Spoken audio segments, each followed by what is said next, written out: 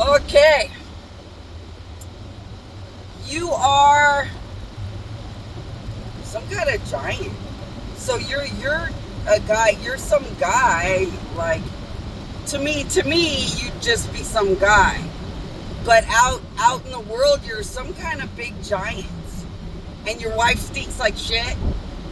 And you can tell she's so cursed and so plagued and so 666 is sickening and horrifying. Yeah. Nobody can see it but you, but yeah. So, did gods murder with humans? Yeah. Do they stink like shit? And 666 massive punishment overload and on and on? Yeah. But they don't see it. Everybody else sees it. So, I'm going to have to tell you guys something. Go to my queen, and ask the gods. Ask the gods to show you a heaven where the gods and the angels, everybody murdered me with the United States and Dubai. It's the most sickening, horrifying, unthinkable, grossest place ever known, that heaven. But they don't see it. Everybody else does. So, it's a good time to tell the truth about something.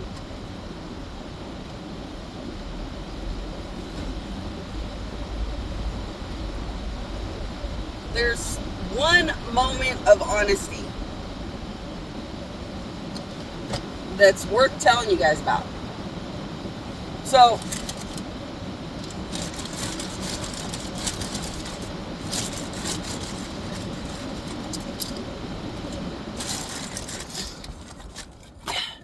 sorry, I'm running around getting the stupid stuff that helps me recover in a corner.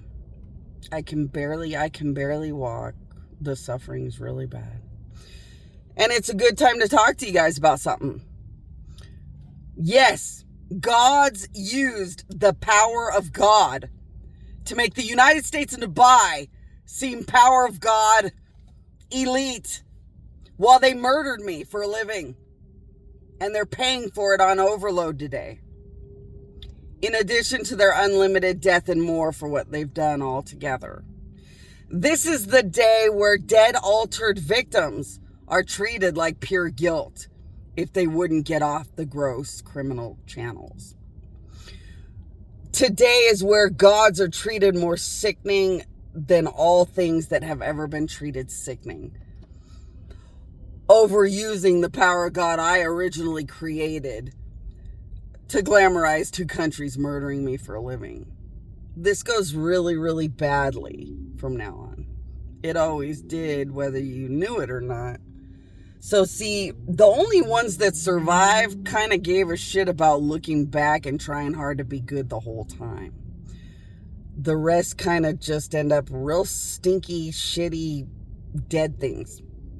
With really big, bold 666s on their forehead and nothing but really bad death and punishments if you go near them. And that's all there is. And you might say, but you've been talking about the punishments of 666 all along. Yeah, because it was your responsibility to go to my queen, make sure you understand how to see and understand the 666. And stay away from all foreheads like that.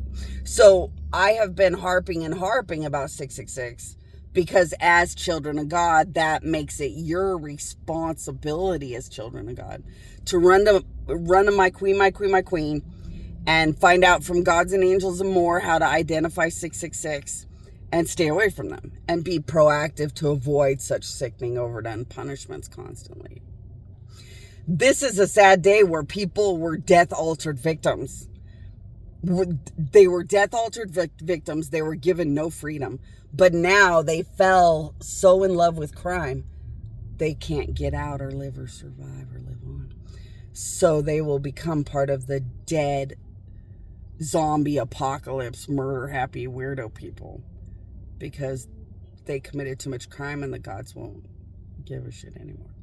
So it gets really, really scary. This end of the world is very scary. But yeah, at this point, children of God, you want to become experts at living damnation and living death, living perpetual death. So they're going to stink like shit and bring unlimited death and punishments wherever they go. But there's going to be something else about them that you don't totally understand easily. But it's worse than all the rest of this stuff. When they stink like shit, you're going to start to stink like shit being near them too long. When they have unlimited punishments in their soul, you'll start to have unlimited punishments in your soul being near them too long. Living damnation, living perpetual death is actually worse than all of it. So you'd want to go to my queen, children of God, and just understand all these things. The key is to stay away from people like that. They're overly fake. All they want you to do is bad things that you know are wrong. It's real easy to stay away from people you know you shouldn't be near. It's kind of like, I met a lady recently, and the lady recently said, well, Bonnie, your life is just so miserably terrible. And I said, yeah, it is. And the lady said, well, that's just such a shame. I hope your life gets really amazing. And I said, you know, all I want to do is say thank you that you didn't call me a bunch of derogatory, insulting, degrading things.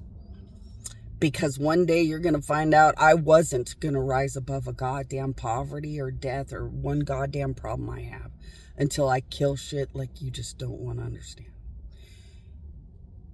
And then that same lady ended up bonding with countries that I'm working with to try to turn those countries into the light of the darkness of the end of the world. So that lady met a ginormous badass in a country where I literally show up and help him all the time.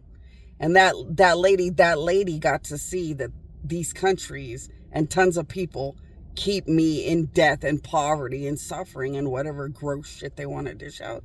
And they weren't going to stop until they were way too goddamn dead. They're death altered. They can die quite a lot to make you sick and keep trying to commit a crime. And there was no way I was going to rise above a goddamn thing. I was going to be killing the fuck you nations to ever have anything. Meaning, I got to kill the demons, devils, and evil gods behind them too.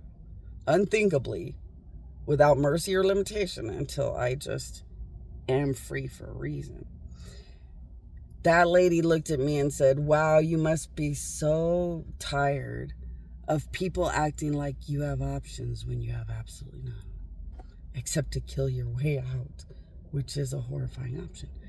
And I was like, you know, you are one of the most refreshing ladies ever known. Every time you speak, lady, it's what anybody would want to hear. Thanks.